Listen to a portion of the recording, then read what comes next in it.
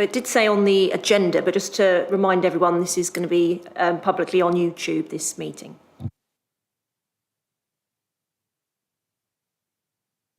Haven't started it yet. I'll start when you're ready, Guy, but we can wait a bit longer if you like.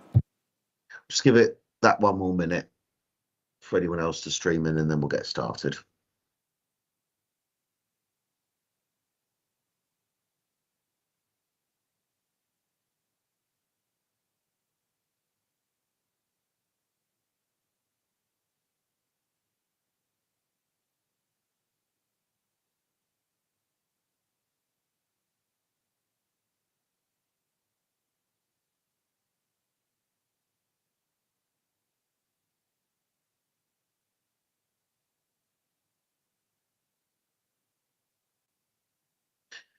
Okay, Jenny, the floor is yours.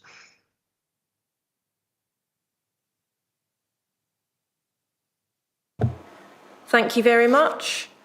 Welcome to the Thames Basin Heaths Joint Strategic Partnership Board on the 19th of June 2025. First item is election of chair. Have we got any nominations for chairperson for the 2025-26 municipal year? I would like to propose Councillor Brunel Walker as chair for the following year. Do we have a seconder?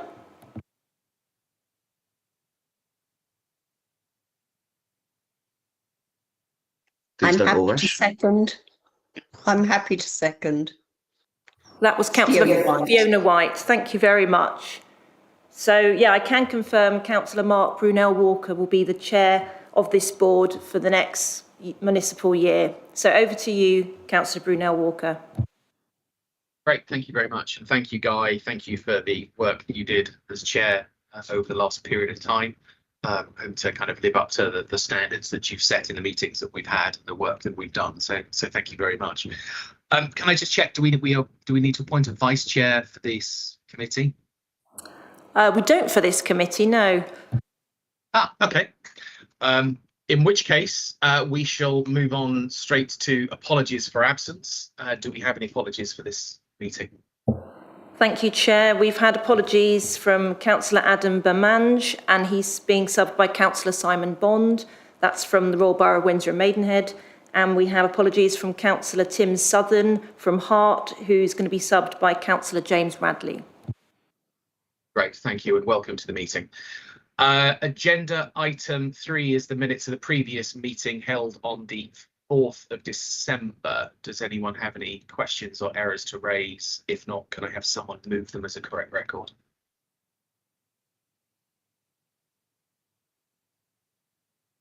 No? In which case, I'm happy to move them as a correct record if someone can second. Happy to second, Chair. Anyone not supporting or in favour? Take silence as golden. And we'll move on to the next item, which is the Strategic Access Management and Monitoring Project Update, which starts on page 7 of the agenda pack. Zoe, Victoria, I think this is in your hands. Yeah, I'll just share my screen.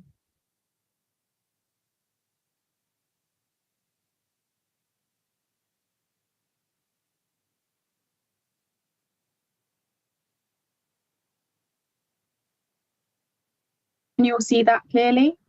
Yep. Yep. And you can't see the Yep. notes, just the presentation. Is that Correct, right? just the presentation. Okay, brilliant. So welcome to the SAM project update, covering what we've been up to over the last 6 months. If you have any questions, feel free to ask them at the end of our presentation. Either pop them in the chat or put your hand up. And yeah, I'm Zoe, I'm the project manager. I'll just hand over to Victoria. Hi, I'm Victoria, I'm the senior manager. Hi, I'm Kay, I'm the senior warden. Okay. So we're going to run through a bit of background as a reminder, or if you're new to the project, here we have a map of the Thames Basin Heath Special Protection Area, or TBH-SPA as we tend to call it. As you can see, it's very fragmented across the 3 counties of Surrey, Berkshire and Hampshire, It would have been a much less fragmented heathland before all of our modern development happened, like housing and other land uses, and generally moving away from living off the land. This landscape has been shaped by human intervention, whether that be through grazing or removing materials for our survival. And it's been here for over 10,000 years. We've got several rare species that have adapted to live on heathland, so it's very precious and it's been disappearing at an alarming rate, especially over the last 200 years.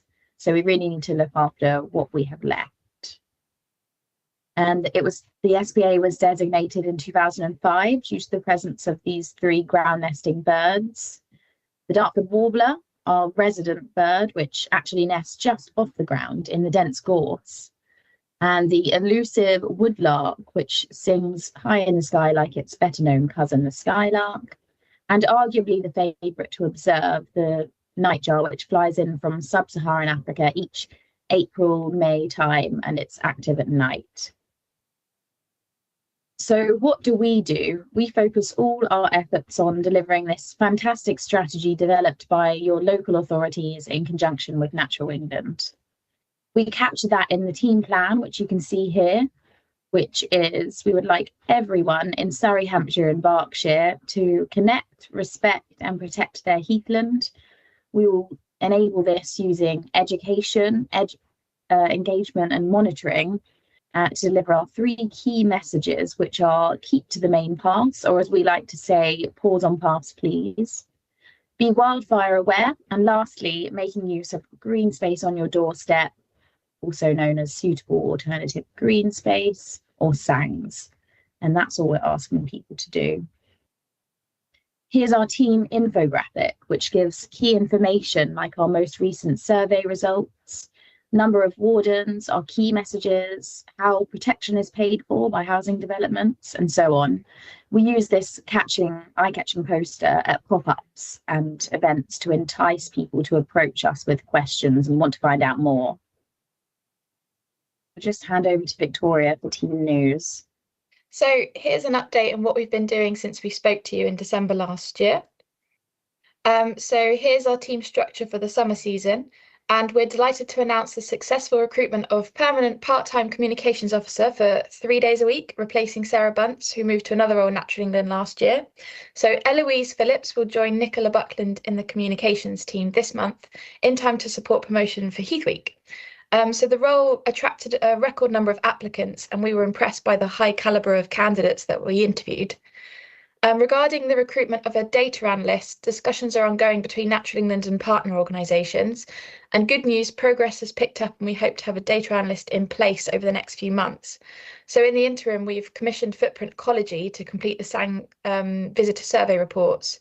And also team members have upskilled to carry out essential tasks such as the monthly analysis of the warden logs and also evaluating effectiveness over the season for our winter strategy meetings.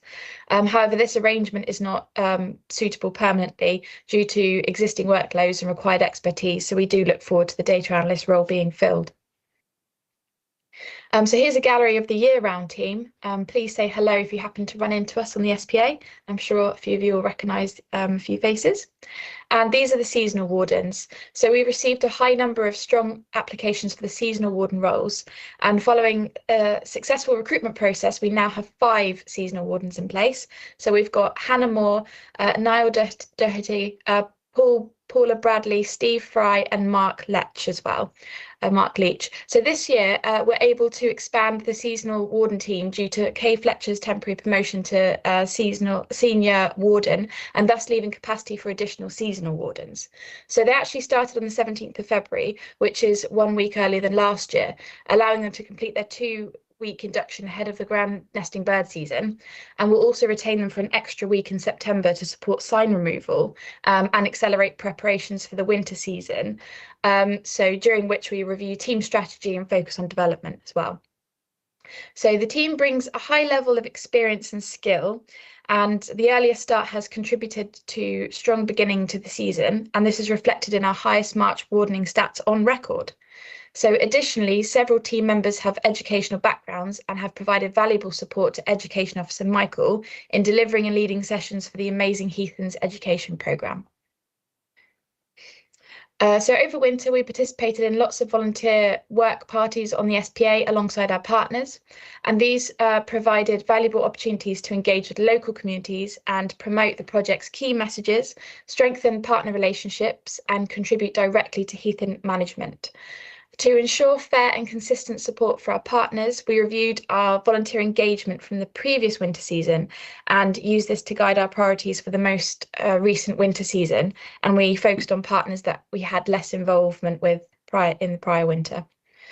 And then during our winter period, we engage in 3 half-day planning sessions, and we review what went well during the sensitive season to determine what we could improve upon for the upcoming season, and also agree our plans and priorities. So this was particularly exciting. So 1st and 2nd of March, this was a weekend, and this was the start of ground nesting bird season. So the whole team wardened across the SPA. And on Saturday, Heath and Hounds held a pop-up at Ash Ranges, and there was a Thames Basin Heath pop-up and wardening presence on Chobham Common. And then on Sunday, a TBH pop-up took place on Hazley Heath, and additional wardening on Brentmore and Ash Ranges. So actually over that weekend, the team logged a total of 55.25 hours of engagement and interacted with nearly 300 people. 80% of them were brand new to the project. And this year, each seasonal warden was assigned a specific set of SPA sites based on their home location and their full-time equivalent. And this approach reduced the number of site inductions required during training, enabling wardens to complete their induction quite quickly and be active on site by the start of the bird nesting season. And we also anticipate improved effectiveness through increased site familiarity, stronger rapport with site users, and better awareness of high footfall areas. I'll hand you over to Kay now to talk about events in Heath Week. So the Easter half term was filled with lots of events covering all 3 counties. We ran our annual Wildfire Awareness Week in the first week of the holidays with 3 events on the SPA, one at Whitmore in Surrey, one at Wildmoor in Berkshire, and our first ever at this particular site, Bramshill in Hampshire. We were joined by both Surrey and Royal Berkshire Fire and Rescue Services, as well as Surrey County Council and Forestry England. We also held a reactive wildfire-themed pop-up at Lightwater Country Park during this week due to a recent wildfire there, and this is something that we're aiming to do after every wildfire this season. We engaged with a total of 129 people across these events, and since writing the report, we've also held additional reactive wildfire pop-ups following a fire on Ash Ranges, Yateley Common MOD, Sheets Heath and Bramshill, and we're planning one at Turf Hill, and this really highlights the alarming amount of wildfires that we're experiencing this year and just how important the work we do is. So during the second week of the Easter holidays, we hosted 3 Spring into Nature events featuring a spring-themed trail and spotter sheet, and we had 1 event in each county and all on sangs to help promote their use. Hart District Council joined us at the Bramshot Farm Country Park sang event. This year, we also advertised the events by placing posters on nearby SPA sites to encourage regular users to explore a nearby sang with the hope they'll continue to visit it and reduce recreational pressure on the SPA. Feedback suggested that this approach was effective. One family at Shepherd Meadows sang said that they usually walk on Yateley Common but didn't know this area was here. It's a lovely walk. And another family said the children really enjoyed the trail and craft activities. In total, we engaged with 184 people across these 3 events compared to 114 people at last year's spring events. So other events we've run. So for International Day of Forests, I organised and ran a joint pop-up at Bramshill Forest with Forestry England for the 3rd consecutive year. And this was a good opportunity to educate the public about how and why the forest forms part of the SPA, mostly comprised of heathland. This year, we're also trialling running an additional weekend or bank holiday pop-up on each of our 5 busiest SPA sites throughout the season, as determined by over 8 years of SPA and sang visitor monitoring. So these sites are Horsell Common, Chobham Common, Whitmore Common, Barossa and Paws Allotment, and Caesars Camp in Hampshire.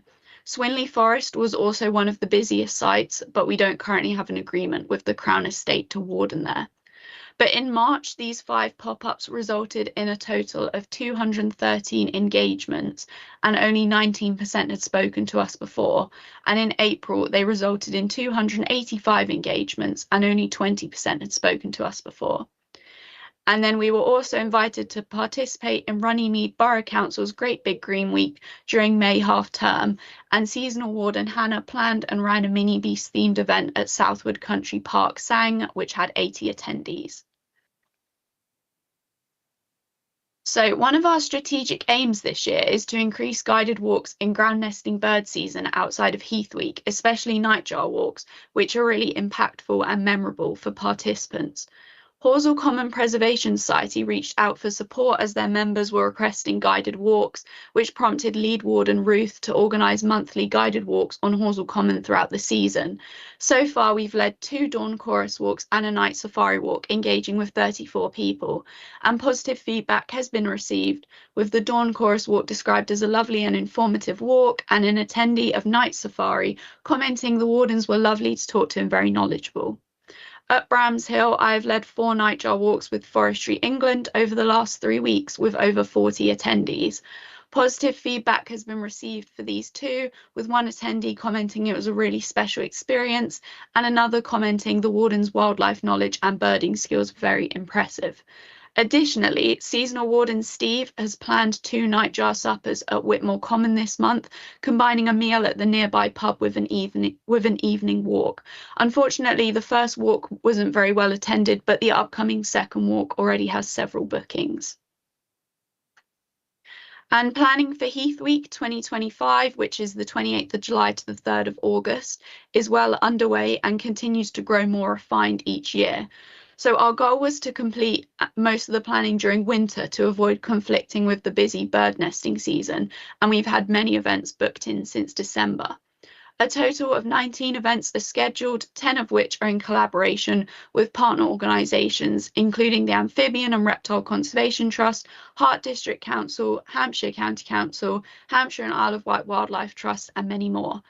As you may recall from the last report, we're going to trial a different format for some of our guided walks and change them to a static event with shorter guided walks run at regular intervals for Heath Week this year.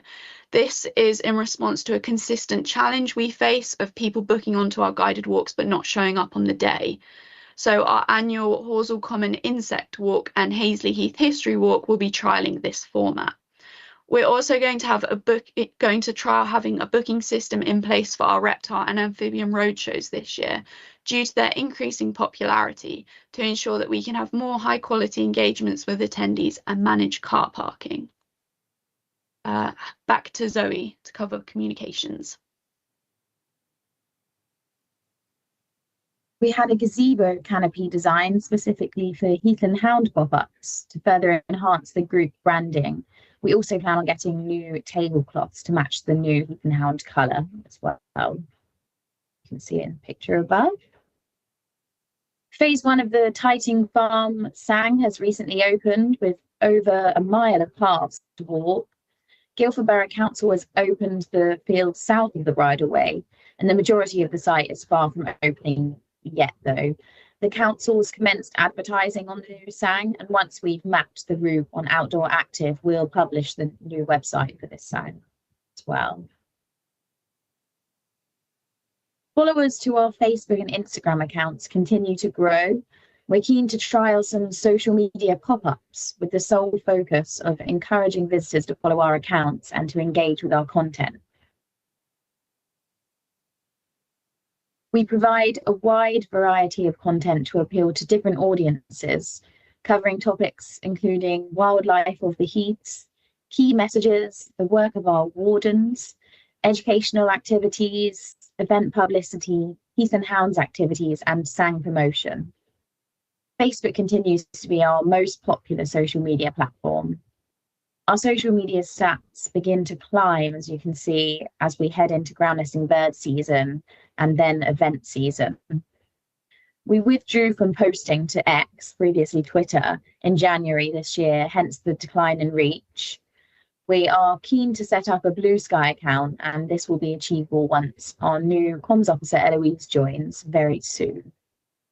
We are currently benchmarking against communications departments in partner organisations to understand wider social media trends.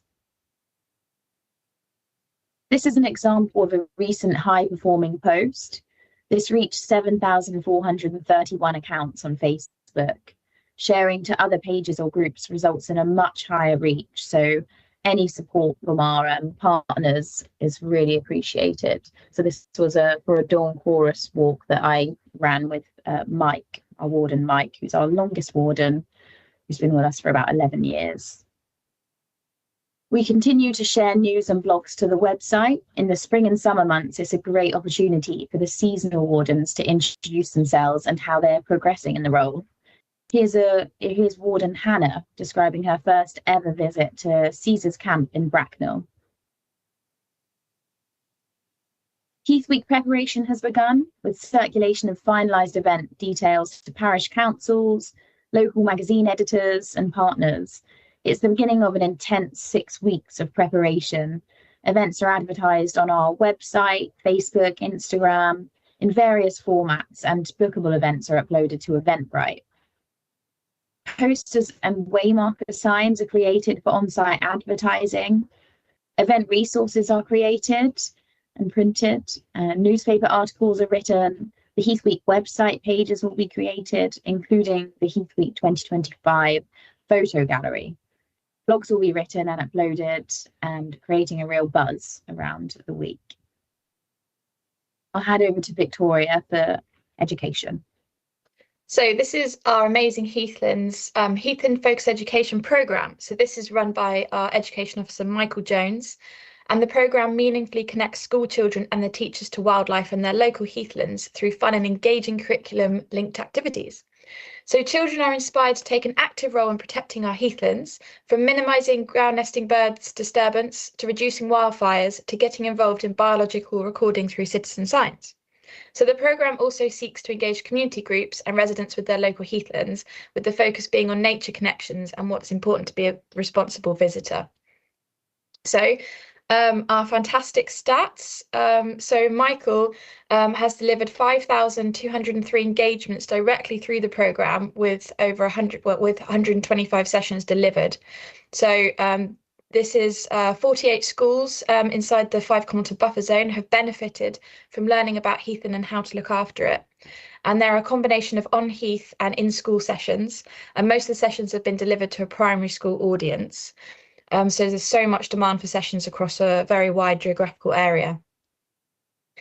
So through a variety of on-heath in-class and assembly sessions, Michael helps children fall in love with Heathland and learn about how they can look after it. And schools are regularly reporting on sessions in their newsletters and social media posts, spreading the word about our amazing Heathlands at home to parents and beyond. And in-class sessions are proving a popular way to connect children with their local heathlands. So at the start of sessions, very few have heard of the Heathland when asked, but most actually regularly visit with their families, they just don't know it's Heathland. And sessions inspire children to create some amazing project work with the support of their teachers. And actually much of this work is done at home with the parents present. So that's a good way of our key messages being spread at home from the schools.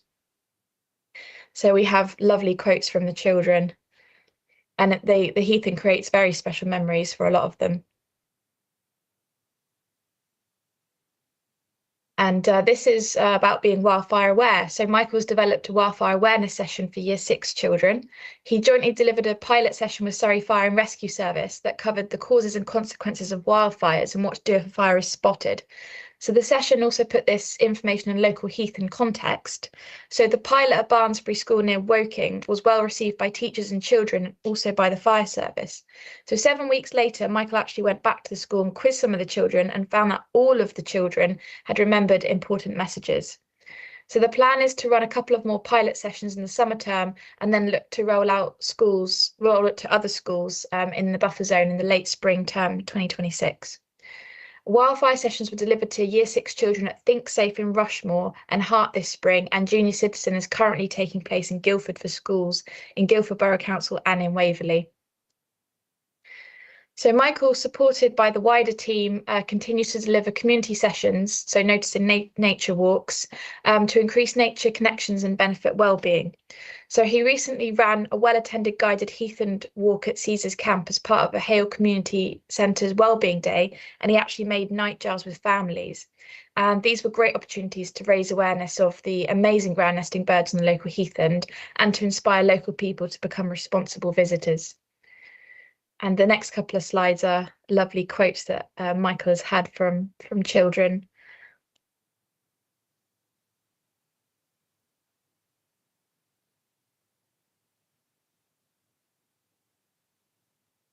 I'll hand you over to Kay to talk about Heath and Hounds. So Heathland Hounds runs as a private Facebook group and it now has nearly 1,900 members. This winter, they ran several nature-themed waggy walks on SPA sites. This really helped to strengthen the messaging about potential habitats for ground nesting birds and the need to avoid and protect these areas from disturbance. The selected routes showcased heathland habitat, yet avoided cutting through the middle or used wide paths only. If any of the walkers were to use those routes later in the year, they would still be causing minimal disruption. Joe followed up these walks with posts on the Facebook group about the 3 main bird species and how to recognise them and the habitats they use, which sparked lots of questions and posts about various birds and plants they've come across while out on walks, leading to great knowledge sharing. Since the start of the nesting season, they've returned to regular walks celebrating local sangs, and they now run 3 a month, 2 midweek every other week, and 1 on the 3rd Sunday of each month. And the walks are regularly fully booked with 12 dogs and their owners enjoying a social walk on the SPA. So this year, during the ground nesting bird season, they're running a Heath and Hounds pop-up each week, aiming to cover the whole SPA.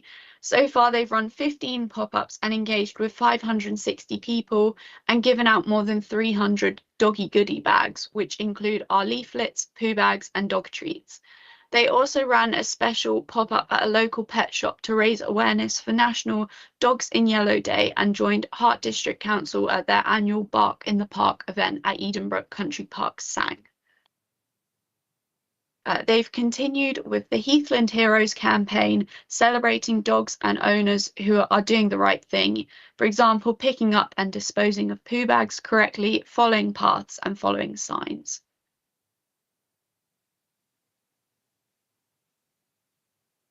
Okay, on to monitoring.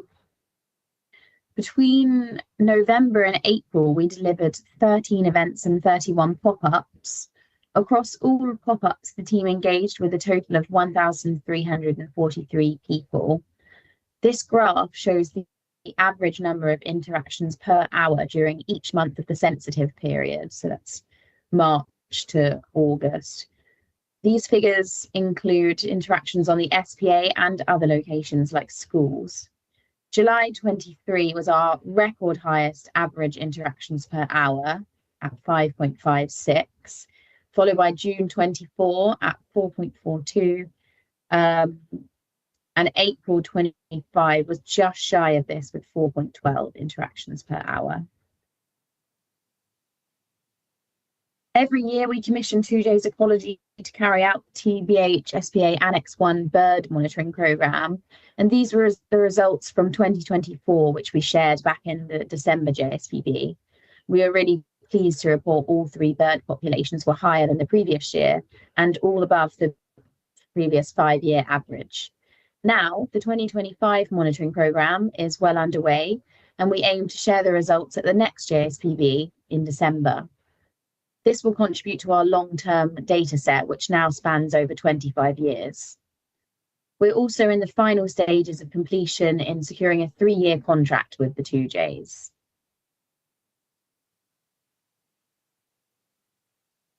Each year, we also conduct a winter sang survey period to help us understand how the sangs are used and to help inform decision-making. Over the last winter season, we conducted a total of 85 sang surveys, achieving full coverage of all published sangs. That was 7 more than the previous year, so it's really growing at quite a fast rate. Footprint Ecology have analysed this data and produced a report which is available now on our website. You can find a summary of their findings in our JSPB report too. You can get to that through the agenda webpage. And I've just put a couple of points on this slide here as well. So the SANG monitoring database, at the suggestion of the JSPB officers, the reinstatement of the SANG monitoring database was identified as a useful to support ongoing strategic coordination. In response, the database has been revised with the help of the officers and circulated to all relevant stakeholders by Victoria. We offered to coordinate the update as a temporary measure, but the council will undertake its own monitoring, reporting regularly to the JSPB on SANG capacity within the borough and submitting monitoring data relating to SANG contributions to the JSPB. So in line with this, it's proposed that local authorities assume long-term responsibility for the coordination and reporting of this database at future JSPB meetings. And we hope this will be useful for the officers involved. This is just a summary of what we received, what Victoria received. So here you can see the current, the forecast for all of the project costs over the next 5 years. This does assume an annual 3.5% increase in line with a reasonable estimate of inflation. If you require any further detail on any of this, please get in touch with me following the meeting. Can we please minute the member support of these decisions and the resultant costs?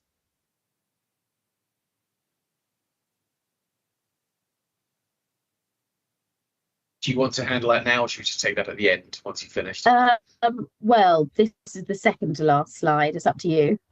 Okay, well, in which case then I'll happily propose that we accept these figures as requested for the minutes. Can I have a seconder? Happy to second, Chair. Anyone not supportive? Agreed. Thank you. Silence for everyone else. Golden. Agreed. Agreed. Noted. Voted. Accepted. And let's move on. Thank you. Brilliant. Thank you. So we've got lots of exciting things planned for the future, which you can find in the looking ahead section of which is the last section in our JSPB report. But for now, thanks for listening, and I'll just quickly hand over to Stephen Rudd, who has a small update. Hello, my name's Stephen Rudd. I'm a principal manager in the Thames Solent team, and I've got oversight of the SAM team within the Natural England team where they sit. I just wanted to say a few words about the SAM 26 project and provide a little update on that. It's not specifically on the agenda. For those, well, it was in December we last spoke about this. So SAM 26 is the nominal name given to a little project which is looking at what happens to the SAM team and how it works beyond the current agreement date, which ends in July, I think, July 2026. So this is about determining how the SAM project will work beyond that date and whether that approach is the right one, considering all the future development that is planned. So it's about what happens next. And we haven't got to this stage before since the project was since the SAM team was created, since Thames Basin Heaths was created. So it's quite an important step around the future.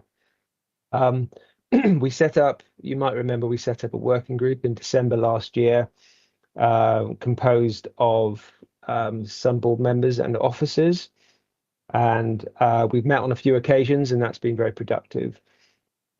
So I wanted to thank those JSPB board members and officers.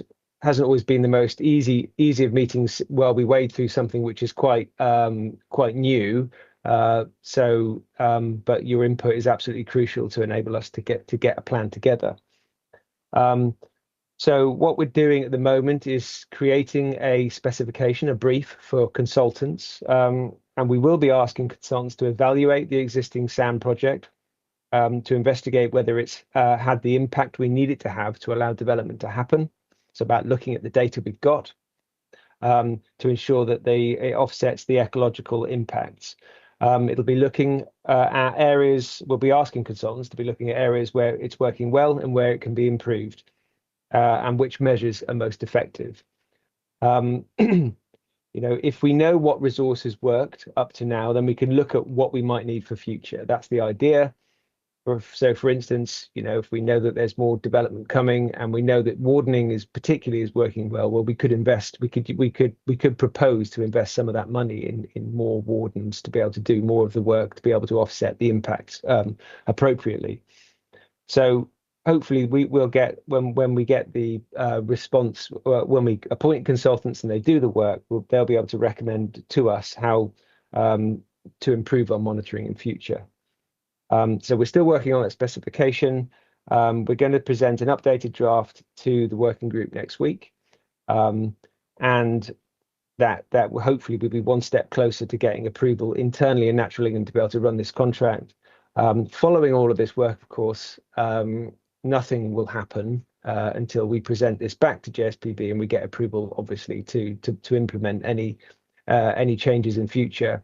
That's a later step. That will happen in due course. But this is about trying to understand, using the best available evidence that we've got about where we go next, and we will bring that to JSPB in due course. Okay, that's all I wanted to say. Happy to take questions on that.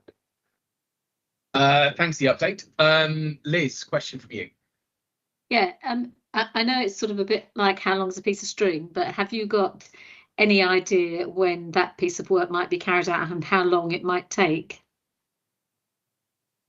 So we need to get it right, and the fact that, you know, we started this in December and we haven't yet got a consultant brief fully drafted, I think sort of testifies to quite how difficult it's been to understand exactly how we're going to structure this and what questions are we going to ask consultants to tell us. We're getting there, and we've had to talk to our evaluation specialists in Natural England, our sustainable development experts. It's quite a lot of work, and we're not quite there yet. So, but as soon as we get the consultant brief sorted, and this is why the working group is really important, because that's helping us stay in touch with JSPB requirements and having the blessing of JSPB, which is super important. We don't want to be working on our own on this. We need to be working with everyone. When we've got that agreed, it should be relatively straightforward to get to go out and find consultants to do this work. We've obviously got to find them to do that, and the idea would be to try and have a body of work ready for July next year, when we can present some findings. So beyond that, I can't give you specific timings. But if for instance we were in a situation where we didn't have, the agreement ends in July next year and we didn't have everything sorted, then, we might have to look at options of maybe coming to JSPB and asking to roll over the current agreement temporarily until we continue with a new option, which will be, evidence-based and supported by sound working. So hopefully that doesn't really answer your question, I know, but that's kind of what we're thinking and looking at. Yeah, I mean, obviously, I'm just very concerned about the housing numbers, and obviously for Waverley, where I'm the planning portfolio holder, our housing numbers have over doubled, and those numbers are, whilst we are going through the process of a new local plan, and we are going through that as quickly as we possibly can. In the meantime, our housing numbers have increased, and that is the government, allocation at this moment in time, and therefore we will see speculative development coming forward. It's already coming forward, and therefore I am concerned about a huge amount of housing going through and us not knowing. And I know you can't change this, Stephen. I'm not saying you can. I'm just verbalising my concerns. Yeah. A huge amount of housing come forward, and then us realising that there are certain things that aren't working. I mean, I looked at the reports that were sent through, and obviously that the numbers of visitors are increasing, and that's with the very low level of housing, to be honest, because although we've been giving lots of planning permissions, those houses haven't all been being built out at the scale and at the level that even that that we would want to see, to be honest. So we have got a backlog of housing that has got permission and is being trickle fed onto the market, and then we've got then the prospect of obviously an awful lot of speculative development coming through. Thank you, and I think your scrutiny is going to be really important on this, because we've got to make sure, as you've just really nicely highlighted, we've got to make sure that the SAM team is set up to be able to offset the impacts, and that's what we've got to look at. What are the impacts going to be? That's tricky to model, as you've already highlighted, right? So that's the sort of questions we've got to ask, and your scrutiny around the time of when we come back with all this information will be super valuable to ensure that we go forward on the right footing so that we succeed. So can I just kind of follow in off the back of Liz's comments, because I think it's a common problem for us all right now. So if I understand what you're saying, the best case estimate is that we'll have the final proposal plan for this time next year. The worst case is, if you haven't completed the work, that it will seek to roll over the existing arrangements until such time that new arrangements can be confirmed, etc. Have I got that right? I mean, that's what I've said, and I think I think you're right about that. I think if we didn't, what I'm trying to say is that if we didn't have a final proposal by the time when the current agreement ends, I think we would, the sensible thing would be to temporarily roll over what we've got, again subject to approval. That's fine. What I'm just trying to do is make sure there's no. I think what I'm trying to get to is, if we get to next July, I want to just make sure that if we get to next July and we're still not ready, that at least we have something that gives us the continuance of the existing arrangements, and the existing agreements can just be extended or rolled over. So I think you've answered the question, so that's fine. Yeah, thank you. Any other questions on this topic? Okay, any questions on the presentation? Thank you, Stephen. No, there are a couple of items to note in addition to the recommendation on the finances. Are we happy to note those? Agreed.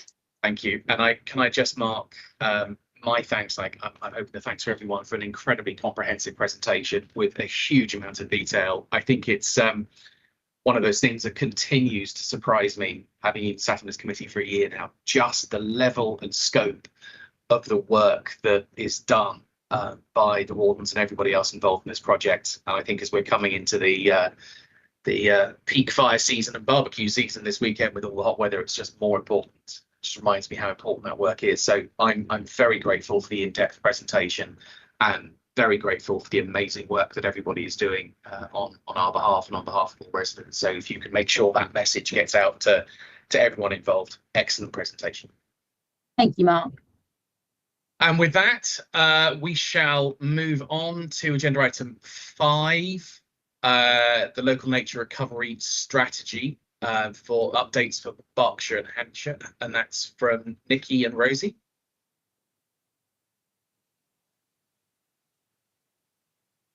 Over to you. Oh, Rosie can't hear you if you're speaking. There we go.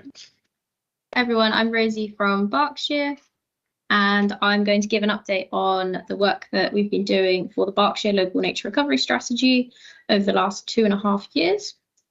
So I'll just give a brief overview into what local nature recovery strategies are, a little bit about how our Berkshire strategy has run, where we're up to, and the future of it as well. And then Nikki will complement it with something similar for Hampshire. So local nature recovery strategies are kind of new spatial statutory strategies that are occurring all across England. These are part of the requirements of the Environment Act of 2021. Oh, I'll turn my camera on as well, that'll make it easier.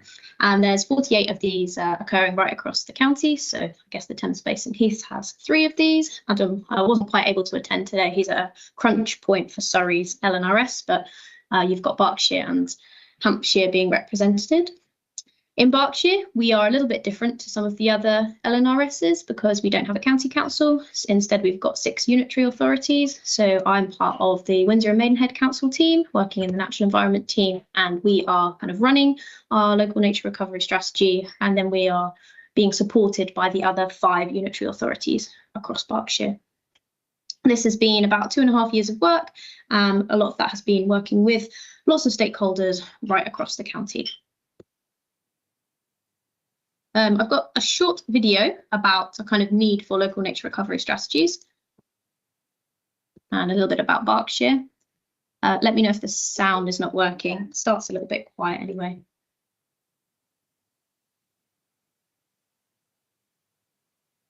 Can we hear? No. I fall into this trap when you I have to share it with the sound, perhaps. Yep, okay, I think I've got it now. Technology. Brilliant.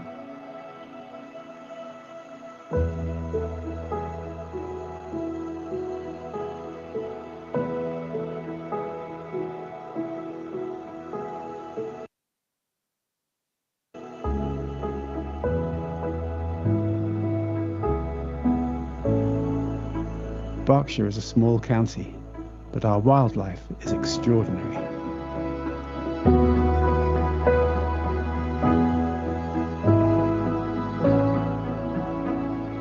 Our county is relatively densely populated.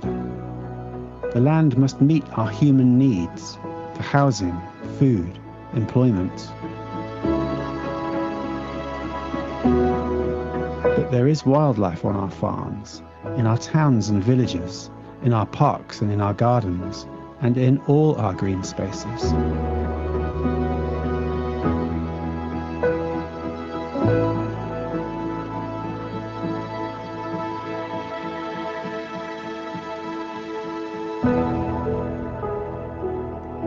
The wildlife of Berkshire is astonishing, from the chalk downlands and heathlands to the wildflower meadows and the ancient woodlands. The wetlands and the waterways of the county, the chalk streams, the river valleys and the lowland marshes.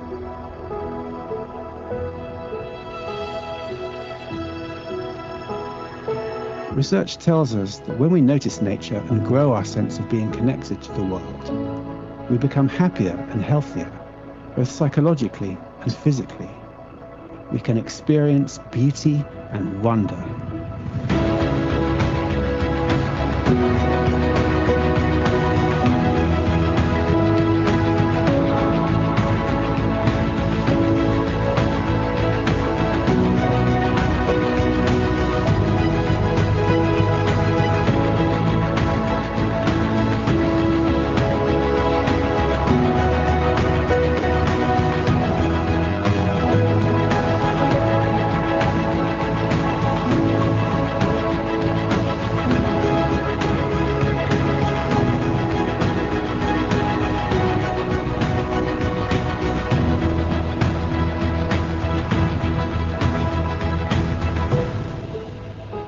Despite everything that it means to us, nature in the UK is in crisis.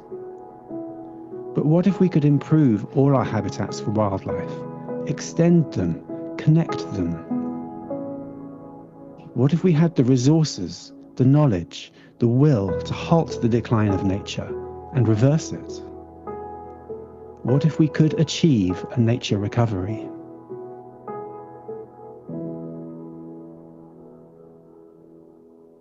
So this video was used for various stakeholder workshops to encourage and explain the state of Berkshire's nature and introduce the strategy. A little bit more on what it actually is containing. So there's, I guess, 3 or 4 main elements to it. These are all something that we needed to produce. One of them is a description of area. So in this case, this is Berkshire, and we've spoken in a long document about our land and waterways, split it up into our kind of national character areas, which is based on geology types, spoken about some of the history, is opportunities for nature recovery in Berkshire, and also challenges. Then the other two main elements are what's called a statement of priorities and measures. So this is a list that we've come up with all our stakeholders and our groups and our knowledge of what our aims are for nature recovery, specifically within Berkshire. So we needed to come up with priorities, overall aims. An example of this is, for example, to improve the quality of chalk habitats. We've split our aims up into different habitat types. And then what's exciting is that we have really specific ways that we'd like to achieve these aims. These are called measures. So one of these in the example of chalk is to restore abandoned quarries back to calcareous grassland. These are all habitat based, but these are accompanied by a list of priority species and their associated measures as well. And then the third and final part of this, which is perhaps the most exciting part and what's new across England and perhaps fairly new globally as well, is we've created local habitat maps.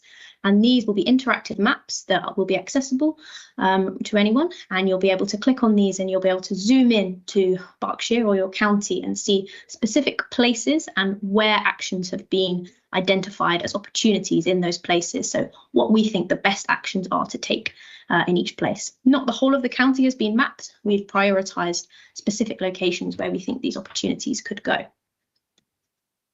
A little bit about the steps that we've undertaken. So first, we worked with our record centre, TVERC, that cover Berkshire and Oxfordshire to map out where our baseline habitats are, where the best places currently are. These include our sites of special scientific interest and our local nature reserves, for example. Step 2, this takes place when the Secretary of State calls for the nature recovery strategies to be refreshed and republished. This will be sometime within 3 to 10 years of publication. Until then, the strategies remain static to be used by people. We have undertaken step 3, so this is describing that area, that description, and you can see the different national character areas within Berkshire. So I'm guessing the Thames Basin Heaths will be of particular interest to this group when perhaps reading it. After that, we looked at those priorities and measures, and we worked with some facilitation consultants to run all sorts of different workshops right across the county with different types of people to find out what kind of ground up ideas of priorities and measures were, as well as working with experts there. Then some of these priorities have then been translated onto our local habitat map, the ones that we had data to be able to say, we want to achieve this, where do we want to actually put it? And this followed a kind of computer programming system in our county that used computer knowledge to work out where the best places were based on the data that we gave it. I'm going to rush through this a little bit so we have time for both of our counties, but there's a little bit of information about some of the extensive engagement that was undertaken within Berkshire. Started off in 2023, working out how would people like to engage and running some introductory workshops to all different types of people, including businesses, developers, interested residents, businesses, NGOs, and local authorities as well. We also established a series of working groups, just as a steering group, a kind of data group, a stakeholder group, and specific species experts. The main engagement, part 2, was when we really started to engage with people and we were asking them what their main priorities for nature were, what kinds of habitats they cared about most, which species, and any ideas for on-the-ground nature recovery in the county. This then led to the formation of kind of those long lists of these final documents that we have now, long priorities and measures and a long species list. We actually started with 1,700 species in Berkshire and we've got that down to now about 80. Part 3, we were then working on refining these lists. At the same time, we ran lots of presentations to different groups as well to update on how that strategy was going.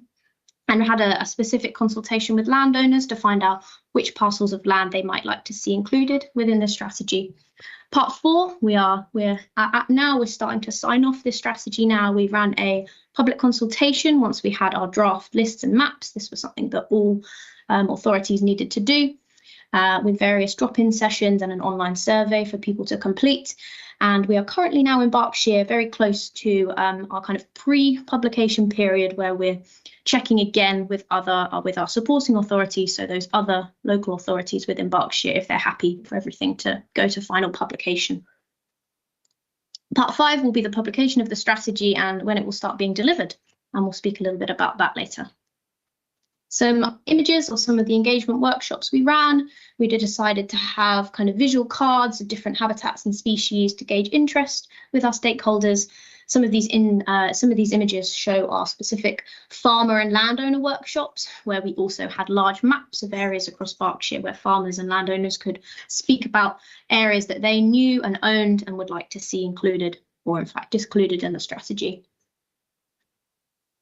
At our workshops in Berkshire, we also thought it was important to showcase some of the fantastic local groups that exist within the county and are already doing fantastic work for nature. And we included some of their presentations in the strategy and a kind of opportunity for people attending these workshops to get inspired and hopefully network and join some groups themselves, perhaps.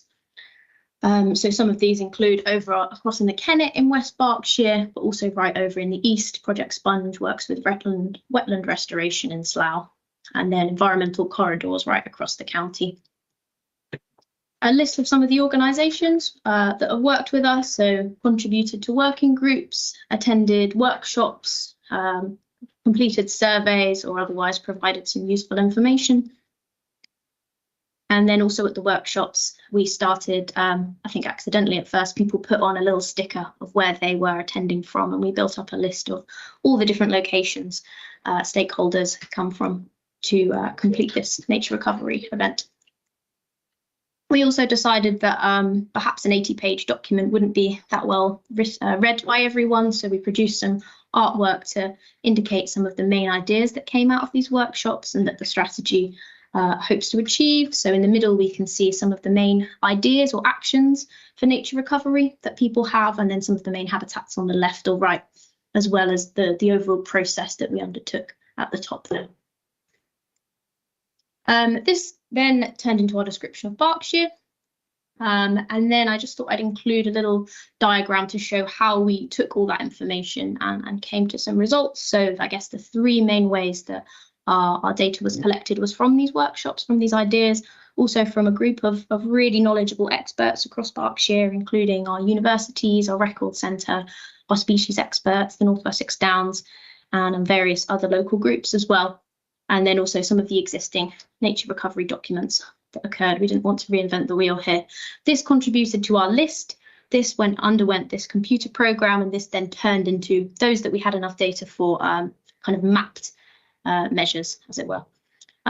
We are just finishing then. We had a lot of issues, mistakes from our local habitat map, and this was a really great chance for our public consultation for people to tell us how we could improve this. And I'll talk about that in just a second. This is an example of some of our priorities and measures, but I'll keep going through that. That's a more zoomed in image of what our base map looked like, where our current great habitats are. And then this is not the new version, but this is where our opportunity areas could go. It's looking like I found out yesterday about 36% of the county, which is something that is in line with what Natural England would like to see and follows kind of with the 30 by 30 ambitions as well. I'll just skip through our species stuff. We had that long list. We reviewed this by our recording experts, and then to kind of refine those species down, we assigned them, we looked at those species that they wouldn't have their needs met just by those kind of habitat-based measures that we had already, but we needed to include extra species that needed specific more measures, and those are the ones that were included on the list. It's an example of what our species list looks like. We've got the images, we've got those specific measures that people need to undertake, we've got the locations that they're found in as well. Our public consultation was run through mid-February to mid-March over 5 weeks. We had an online survey where people could tell us about those different areas of the strategy and what they thought of them, the clarity, the quality, the accuracy, etc. And then what was nice, we also had an interactive map where people could take a look at our local habitat map, and then they could drop pins and tell us where they agreed with something that had been proposed, where they didn't, or somewhere extra that they would like to see as well. That's been really useful. The results of this, we had 203 pins on the map and 87 responses to our survey, which was positive considering there was an extensive amount of documents to look through, and we had a really wide range of organisations that participated in this. Mostly some great positive responses. Some of the changes that we made to the consultation because of this. So we had lots of ideas for people to tell us more about urban areas and nature and gardens, as well as really kind of showcasing community wildlife corridors, and this is something that we've now are including in our final version of the strategy, as well as specific mentions more about water, and this is something that we've also tried to really showcase rivers and their value across Berkshire. Some of the changes specifically to the map we made, we had issues where we told people to put ponds on slopes, which is obviously not a great idea, so we fixed those issues within our map. We also had places where we'd identified wildflower planting, but this was actually already woodland, even ancient woodland, and this has obviously been removed, so that's not a great idea. We've also added in some parks that weren't identified kind of by the data as really important for nature, but were of value to the community. And these have been added in with some measures as well, as these strategies should be locally led and should recognise stakeholder needs as well as removing some areas that landowners wouldn't like to see included. Then some of the animals that we've added into our species list as well, really excitingly include beavers from that recent government guidance of beaver releases becoming legal, and then some animals that reflect kind of stakeholder prevalence. Loddon lily is the county flower of Berkshire, so that was identified as quite exciting to include as well. We try to make these consultation sessions fairly accessible. We've created easy read copies of our documents, and there were paper copies available, and there will be of the final strategy as well. Finally, we are currently very close to the end of our sign-off. We are just about to take our kind of final documents over to our graphic design and take a look at, get those final maps made up online. And then we'll go through that sign-off process within RBWM and other authorities. And this will hopefully be published by October 2025. There are currently 4 out of 48 strategies published, but we hope to be well in line with or in the kind of first few of these published by October as well. The government are very keen for all of these to be published as soon as possible, but we've been racing against the clock for this. Lots of people have then asked how LNRSs will be used, how they won't just be documents sitting, and there's been lots of government thought in terms of how these will in line with policies to enable funding for delivery. So there's a kind of interaction with biodiversity net gain, where there's kind of more incentive to put these nature recovery actions in the places identified by LNRSs, and we hope that there'll also be more interaction with other kind of nature funding mechanisms. There's also a relationship with the planning policy, so local plans need to take account of LNRSs where they're considering where new development will go, and there's been strengthened biodiversity duty as well. There's been recent talk about funding for delivery for another year of LNRS kind of coordination, but this is still kind of unconfirmed as to exacts on this. That's everything from a Berkshire side. Sorry, I went over a little bit, Nikki. I'll hand over to you. Thank you, Rosie, and thanks everyone for having me. So I'm just going to hopefully complement Rosie's presentation with what we've been doing in Hampshire. So I need to share my screen, which is always technically challenging for me. Let's just see if I can find it.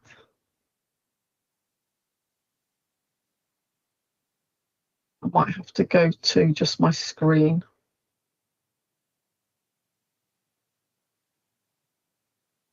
Sorry about this. That's all right. Technology happens. I'm just rubbish. Here we go. Can everybody see that? We can see it. Yeah. And just the screen, not all the slides down the side. No, we can see the slides to the side. Right. So I just Can I just, if you go to the top right hand corner, if you unshare this, it says present in Teams, just in the presentation bit. If you unshare this page and then click present in Teams, it should work. I think it's gone. Yeah. If you let's present again. And that. Just down by Rosie's face. Oh yes. Yeah, sorry. That should work. Oh dear, sorry. Perfect. No, that's perfect. Okay, so we're still at the consultation stage. So it's been out for 6 weeks, closes next Monday. So I won't be able to give you kind of feedback Rosie has on hers, but yeah, it's a very similar process. So I'm going to miss out a lot of the steps. I sit within the county council. I also manage the Hampshire Biodiversity Information Centre, which obviously has provided a lot of data and technical input into this. The team is headed up by our head of spatial planning, because at the end of the day, this is a spatial plan. And I think that's what's different from, if anybody remembers the old biodiversity action plans of 25 years ago, they weren't maps. And I think today you need to get all this down and mapped for it to have any importance in local plans and farming, etc. So I'll just emphasise the importance of it being a spatial plan. So the strategy will be used it's all about guiding investment into local priorities. And again, as Rosie said, it is about local priorities, what is important in Hampshire by the Hampshire residents and all our other stakeholders. So whether it will be used to guide elms is still, I've seen a brief mention of the fact that the two might be tied together a bit, that elms schemes might be prioritised in land mapped on the LNRS. Certainly it will be used for biodiversity net gain investments, because it will get the strategic uplift, the multiplier, the 15% uplift. And of course, it will be used in local plans as well, because of that wording that's all about safeguarding networks under the MPPF. But importantly, will not mandate any changes to local landowners. If they can choose to do nature recovery within this, they can choose to do it outside. They can choose not to do it. It's all really about guiding the investment and the funding streams. So we in Hampshire have got 2 national parks and 11 district councils, so it's been a bit more complicated for us in terms of committee cycles and moving it through the process. Obviously that may well change next year and the year after, but I would say engagement with landowners has been tricky because of other things going on, but we've had CLA and NFU on our steering group, and that's been incredibly useful. We've done presentations to them. We also had a series of thematic working groups, as you can see down in the bottom, or just to work on various aspects of the strategy.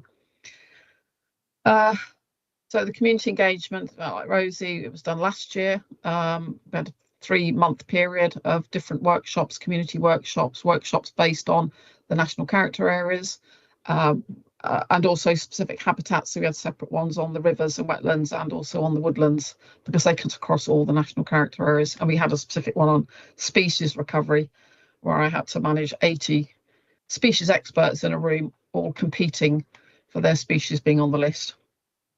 So overall, we had a lot of outcomes from that, which we could then start to tease apart and aggregate and look at and see what was mappable, what wasn't, and what informed the priorities.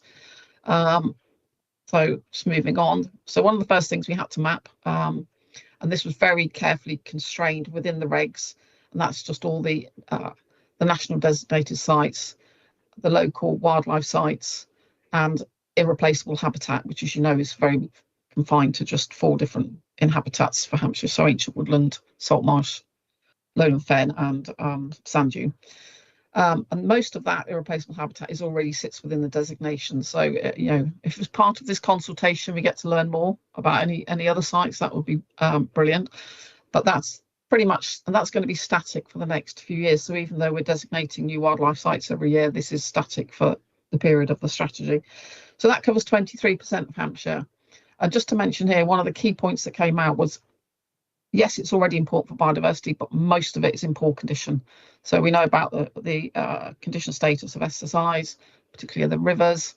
We know that a lot of local wildlife sites called sinks in Hampshire are not in good management. So one of the key priorities was actually, how do we get this into the strategy with measures attached? Now, obviously, we can't do that with SSIs because they've got their own legislative framework, but for sinks, we could put in actions for those and move that across to the next series of maps, which I'll come across in a minute. So we had our priority outcomes. They contribute to national targets. We had to make sure they're balanced across all the different landscapes of Hampshire. And one of the key things as well is about, it's got to be deliverable over a reasonable number of years. And I think one of the things that we found as we moved through the process, we were mapping too much.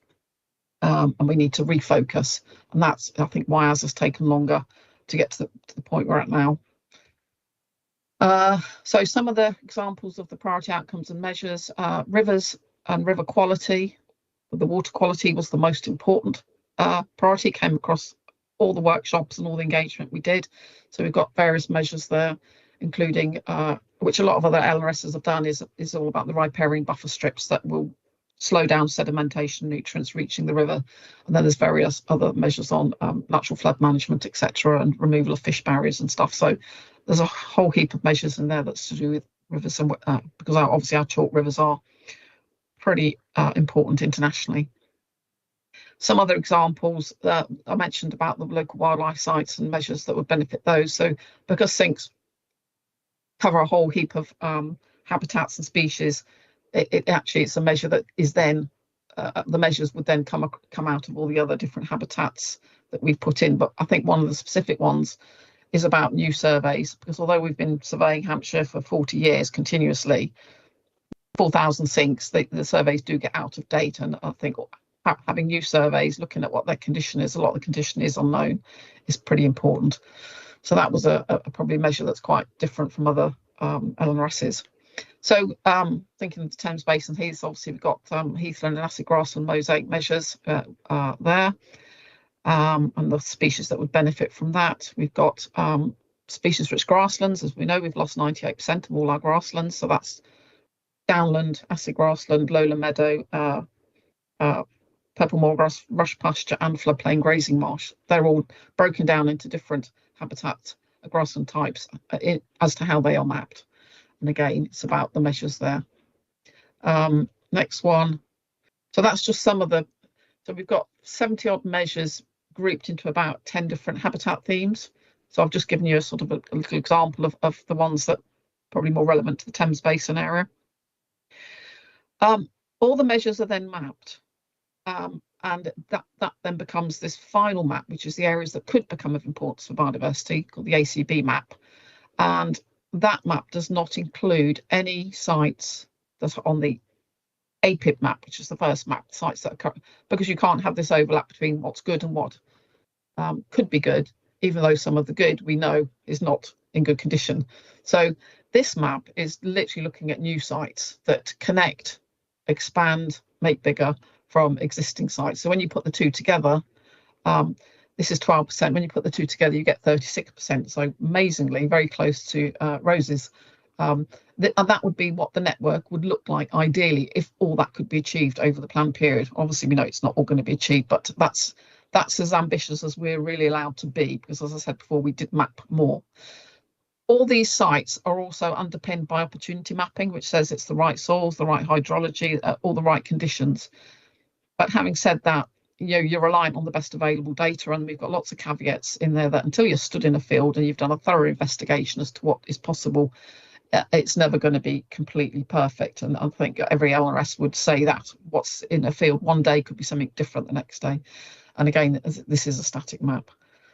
So the measures map is the important one. This is the one that sits between the two. So this is everything that's on the could be, along with all the local wildlife sites that are not in good condition. And this comes to 21% of Hampshire. So this is the land really to concentrate on. It's the measures map.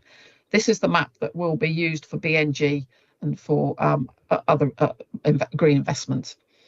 So that is split into various components. We've got what we call our opportunity areas. They're the focused areas based on the opportunity mapping. So this is all about the bigger, better, more joined up. It's looking at existing designated sites and habitats and how we would make those bigger and better, underpinned by the opportunity mapping. We've got woodland creation or restoration areas. Now, bearing in mind, Hampshire's already way above the target that they want England to get to for woodland cover by 2050. We're already at 18–19%. We don't have too much woodland creation, but where we've concentrated it on is areas that connect to existing woodlands, particularly where they support priority species. So it's about making those connections for species like dormice, etc. And planted ancient woodland, restoring that back to native woodland. We've only done it where it immediately adjoins an ancient semi-natural woodland. So we've tried to be a bit more focused where you could achieve a better impact. The riparian buffers, 10-metre buffers on the main rivers, 5-metre buffers on the streams, and particularly where they go through urban areas. And this is based on the EA detailed river line. And we have amended it where it's obviously stuff has been culverted or it's been diverted underground. Then we've got all our sinks and road verges of ecological importance, and they've got measures attached to all those. So that's quite, that's quite a big chunk of area. But we felt a lot of it is really just about doing extra surveys so that we know the condition. And then we've got something called additional sites. So these are all the sites that local authorities have given us, or we've pulled out of local biodiversity action plans, local green spaces, neighbourhood development plans, when nature recovery is a key objective, and they're about to go perhaps into BNG schemes, etc., or nutrient mitigation schemes. So they add. We may well combine those with the other areas, because additional sites doesn't sound very exciting. Turning to the Thames Basin Heaths. So what we've got here is the purple, which is the existing APIB. So that includes the local wildlife sites as well. I've overlaid that with the SPAs, so you can see those. And the green is what we would be looking to recover nature. So a lot of that would be things like heathland restoration from scrub and forestry, restoration to species-rich grassland, acid grassland, etc. But I've also included, and it's very difficult to see on this map, and if you can see it better at larger scale, but any of the green that has got the red line around it. Sorry, not the green, the APIBs, the existing sites. These are all the sinks. If they've got a red line around them, then we've included those on the measures map. So there's an awful lot of them with that red line around, which I'm sorry you can't see. So it's about restoring and maintaining those, the importance of those. So that would be an ideal network, wouldn't it, if we could link all that back? Obviously, any urban development or any planned urban development, which is the difficult one. We haven't taken out the planned urban development, because if you're looking at BNG and creation of SANGs and green spaces, it's important that you have the whole site in, so you can look at where it's best placed to put the habitat. And that would create some 75,000 hectares of new habitat or restored habitat, which is about 20% of Hampshire. So that fits in with the 21% I've said that's on the measures map. We did the priority species work, again started off with a very long list, got down to 400 species on the short list, but most of those are in assemblages. So we're left with the 68, not unlike roses, where they need bespoke management. But an example of the assemblages, so we've got ones for dry heath, sand and gravel exposures, and we've got ones for other heathlands as well. Bearing in mind we've got the new forest. At least 100 of those 400 species occur wholly within the New Forest SSI. So we can kind of ignore them because they're going to be dealt with under the New Forest SAC management plan, or the New Forest SSI plan.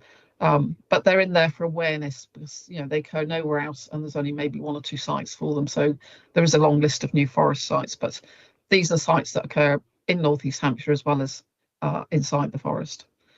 And then we have got some key messages really. It won't change how you farm your land. This is aimed at farmers.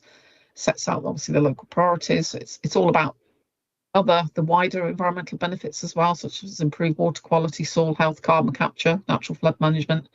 And this thing about subject to existing land use and ownership constraints. You might have a scheduled ancient monument on there, might limit what you can do.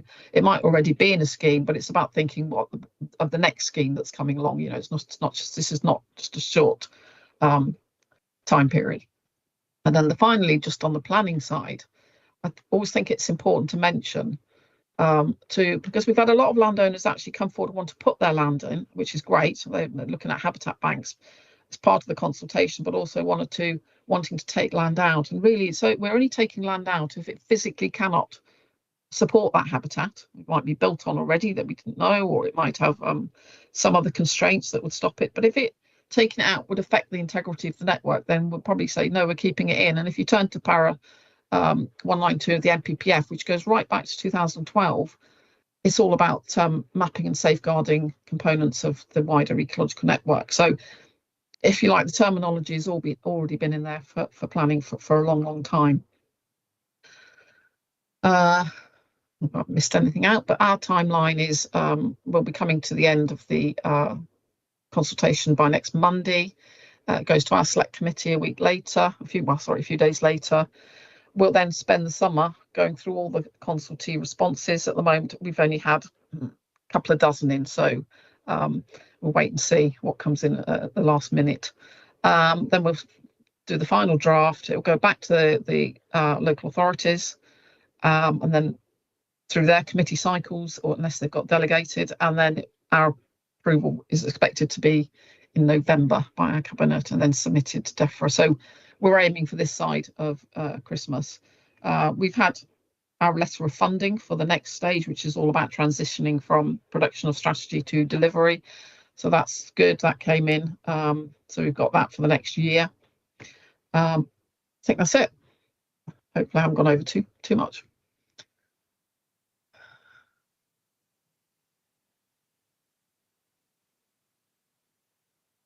Happy for a few questions from anyone.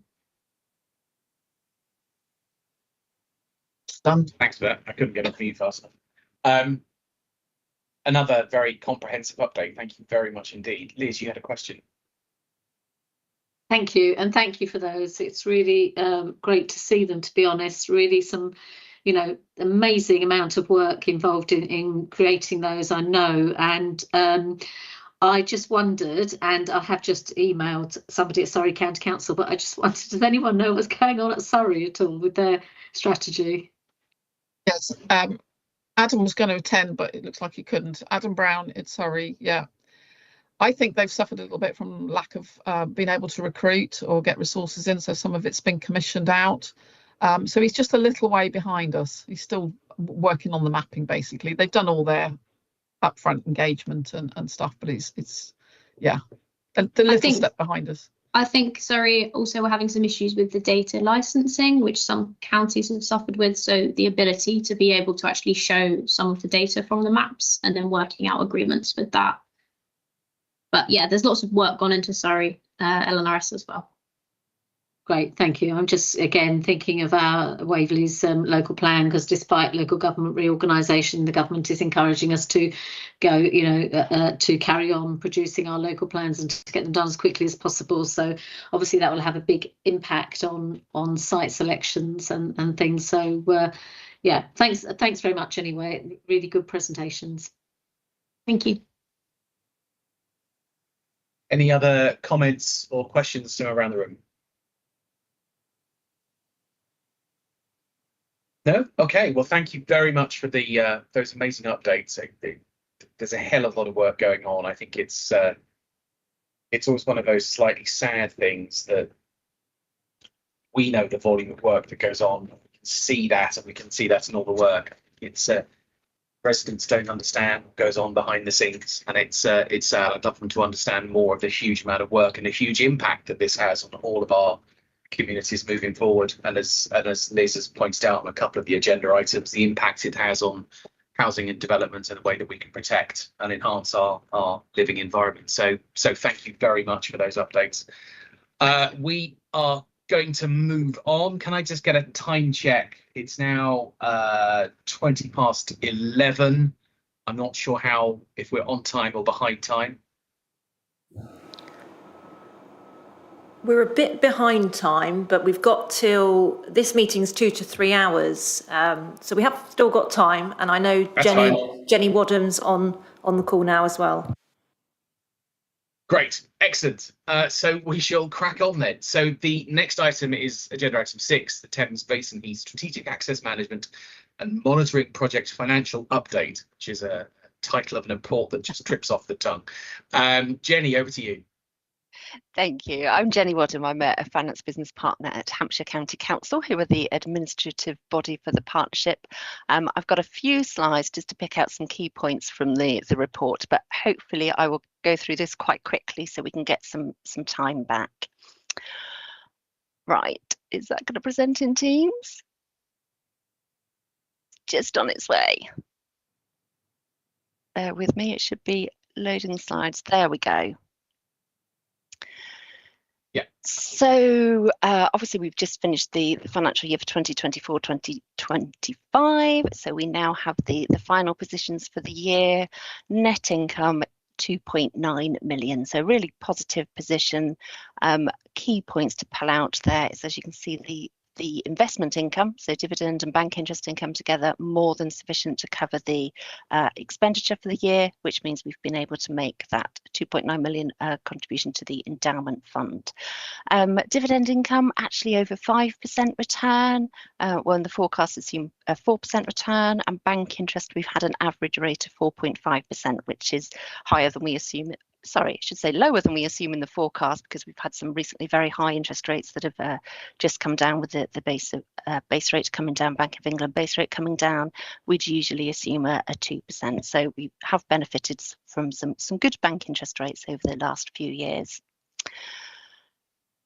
Moving very quickly on, so the assets that we held as at the end of March 2025, so the maintenance fund balance remained at £2.5 million, which is roughly 3 years worth of expenditure, so that's our current account, if you like. The endowment fund, which is the equivalent of our savings account, balance increased to 24.7 million, so 14 million held in investments, that's the market value as at the end of March, and 10.5 million held as a cash balance. The report does cover a little bit around the projected position for the next 3 years, so going up to March 2028.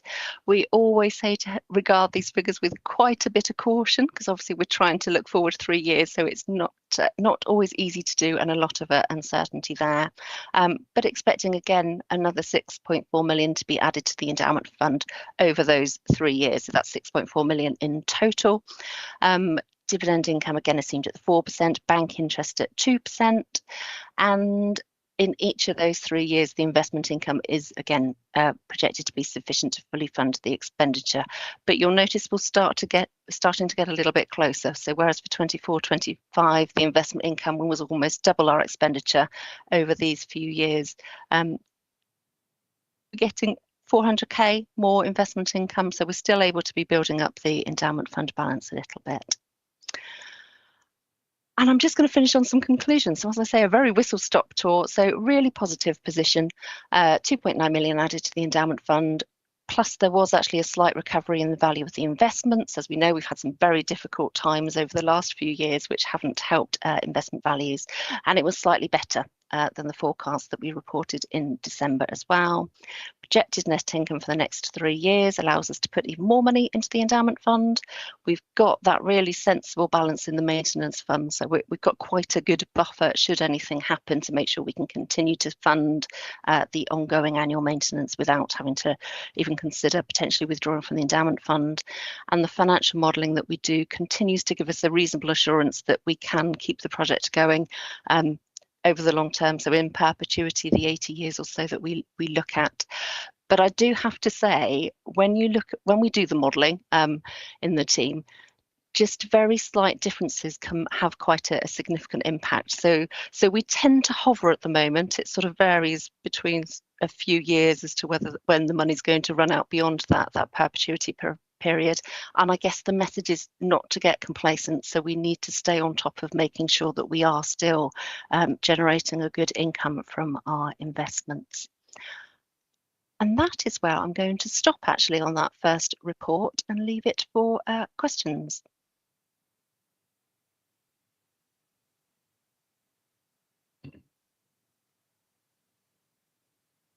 If any. Sorry, I'm having some problems with Teams. Jonathan, I was going to come to you first anyway. Do you have comments or questions on anything we want to cover off from what we've been discussing?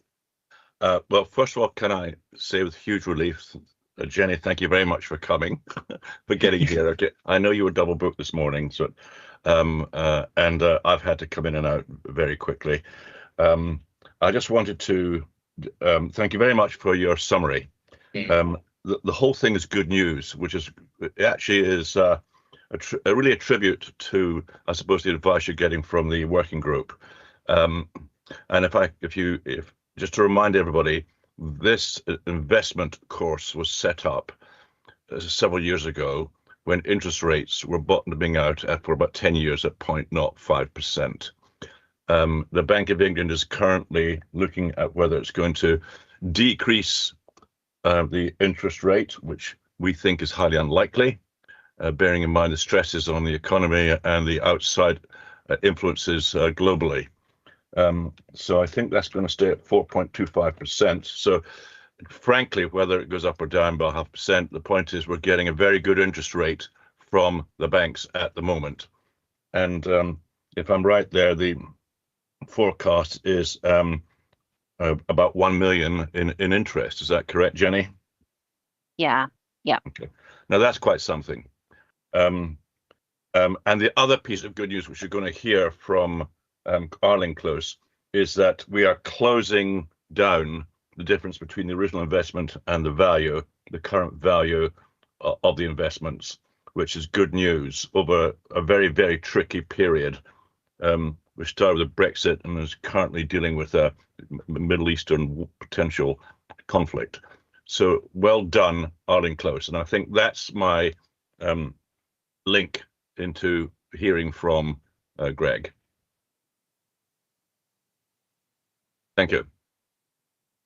Thanks. I just want to echo that as well. It's the having sat in the investment group over the last year. I think that we'll hear this more later on in the closed session, but this is a phenomenal report with an exceptional set of data and returns that reflect the work that is being done to manage the investments and manage the portfolio, given the backdrop of absolutely everything else is going on.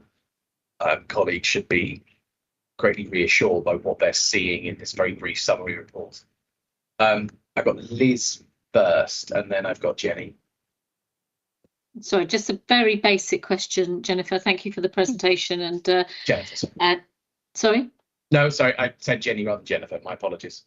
Oh, it's Jenny. Too Don't hot. worry. Either. Oh, it is Jenny. Either Sorry. works. It's too hot. Okay, Jenny. Thank you, Jenny, for that presentation, and obviously for the work you're doing in as everybody said, in a very difficult time. I just wanted it's a very layman's question, but the split between the investment and cash, could you just explain, how that, that split? That would be really useful. Thank you for background information, as I'm still fairly new to this. Yeah, no, absolutely. And actually, what I was going to say, I think we've jumped ahead almost a little bit to the investment working group report as well. So I've got a couple more slides to pull in for that one when we get to this. So just the finance position, but yeah, the difference between the investments and cash. So when the agreement was first set up in about 2010, 2011, I think it was recognised that just keeping money in a bank account would not give us enough return to enable the project to continue. So it was always envisaged that we would have investments, that independent financial advisors would be appointed who would help us out.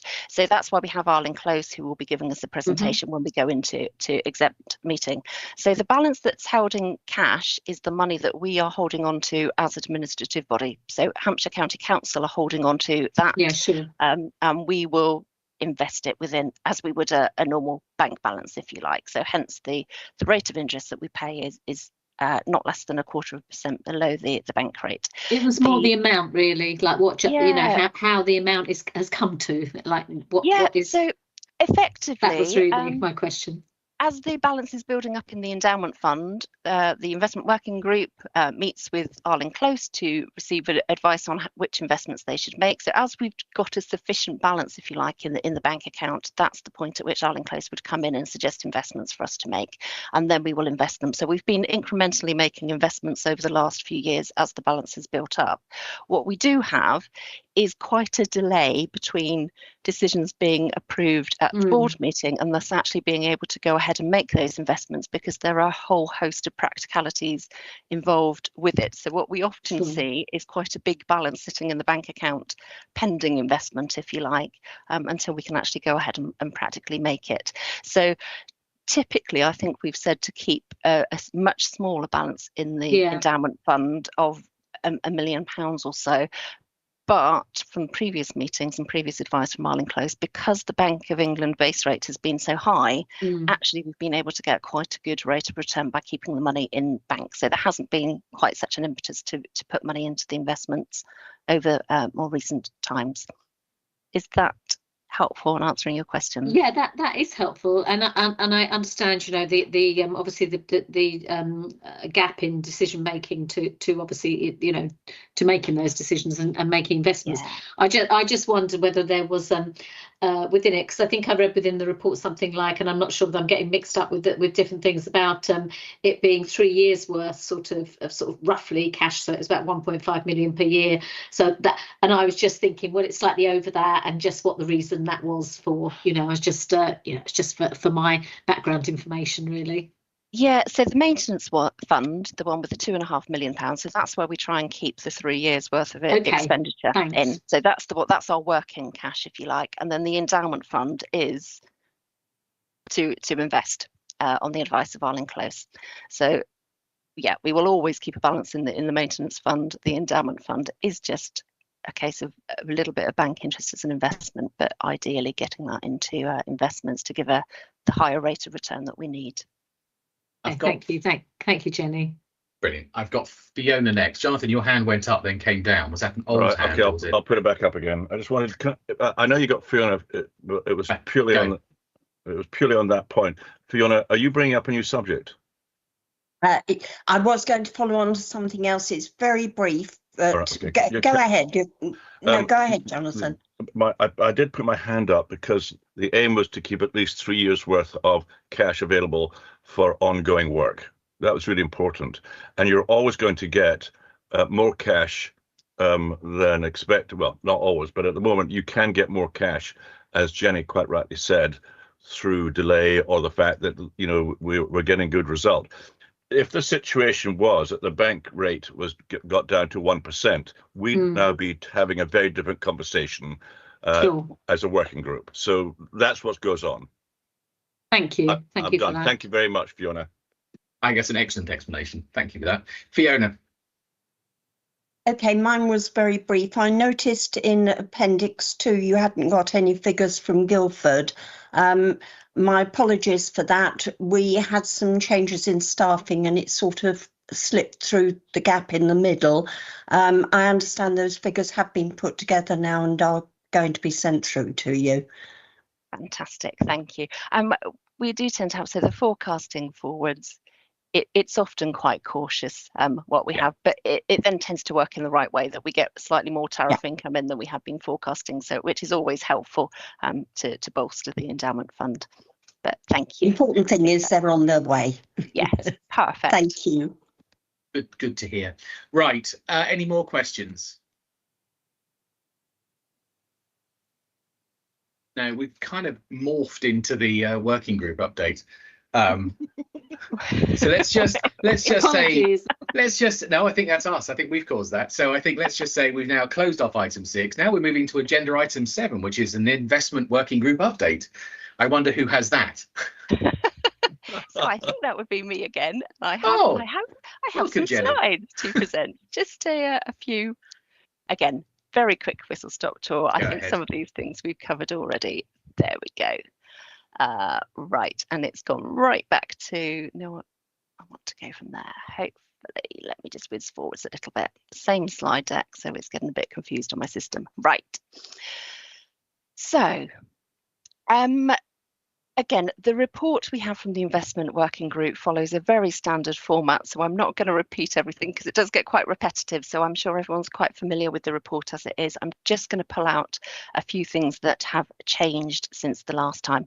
So the December meeting, we did put a request out that if anybody had any comments on the responsible investing policy in particular, could they send those to the investment working group so that the investment working group could discuss work through them with Arlene Close, and if needs be put a proposed changed responsible investing policy forward for the board to approve. We didn't have any comments in since the last meeting. And partly as a result of that, partly because there was nothing further from the investment working group, there are no changes proposed to either of those 2 documents, and they are always covered off in appendices 1 and 2 of the investment working group update report, so everybody can always have a look at them whenever they want to. What we have suggested, though, is a new principle where we just say if anybody has any comments on those 2 documents, rather than getting into a very detailed discussion at this board meeting, which typically tends to be quite short of time, we often discuss this bit at the end of the meeting where unfortunately lots of people have had to leave us to go to other meetings, that we just have an ongoing principle that if there are comments on either of those 2 documents, that people email them across to the investment working group so that they can be considered outside the meeting and then a consolidated proposal put forward at this board. So that's one of the recommendations that you'll see in the report. Then just a quick summary, again, drawing out the tables from the report as to where we are with the investments. Obviously, there'll be much more detail coming from Arlene Close in the next exam session, but just so we have an overview for members of the public who might be watching as well.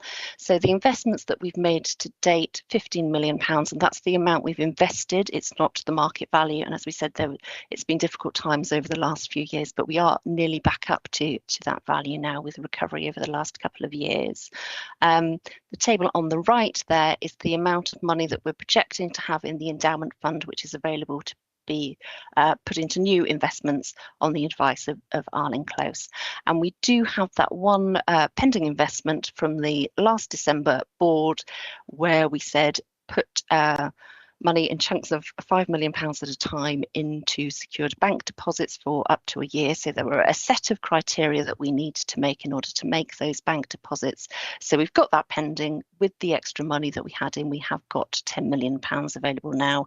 I'm assuming the minutes were approved at the very start of the meeting, so I can go ahead and instruct the investments and borrowing team within the County Council to make those investments on behalf of the Thames Basin Heaths JSPB, assuming that we meet the criteria that was set out as agreed at the last board. And just a very, very quick summary. So the investment working group does have a meeting typically about a month before this board meeting with Arlene Close, where we go through in detail the presentation that Greg will be giving to us shortly.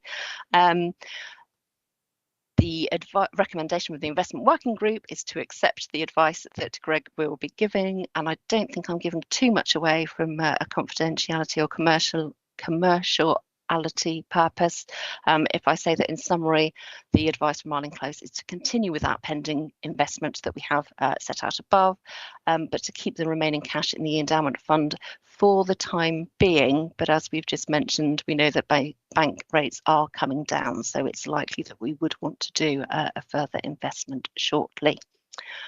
And again, that is it from me. So that was just a copy of the recommendations in the report, but I shall stop sharing again and leave it for questions if we have any further questions. Jenny, we have a question. Jenny, a question from Jenny.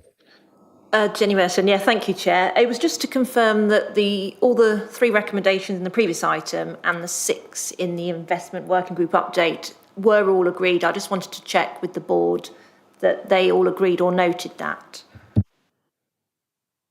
Agreed and noted. Agreed. Thank you. Yeah, if you had any doubts, just put your hands up. But that looks good. Thank you. Councillor Bond. Thank you. Apologies if I missed it, but were the 10 million secured bank deposits, will they be fixed rate or variable?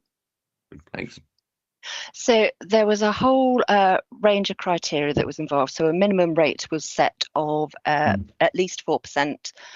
It was for, and it would be fixed rate, sorry, to answer your question, for as long as we could get it up to a year effectively.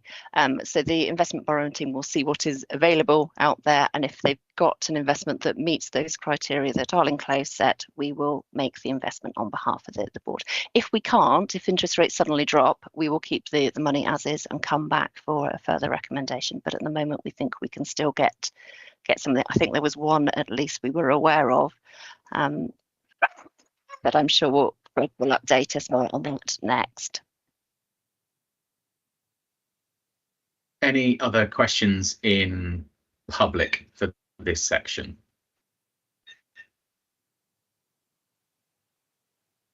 Okay, in which case, thank you for the update, and we'll now move to agenda item 8, which is the exclusion of public and press. And I'll just read this to the recording. To the resolve that the press and public be excluded from the meeting during consideration of the financial advisor's presentation, as it will involve the likely disclosure of exempt information relating to financial and business affairs of any particular person, including the authority, as defined in paragraph 3, etc., of the Local Government Act. Is anyone? Can I have someone to second that? Happy to second. Great, thank you. And if there's anyone against that, Brilliant. Okay, in which case then we will move, before we move to agenda 9, I'd ask that we move into closed session.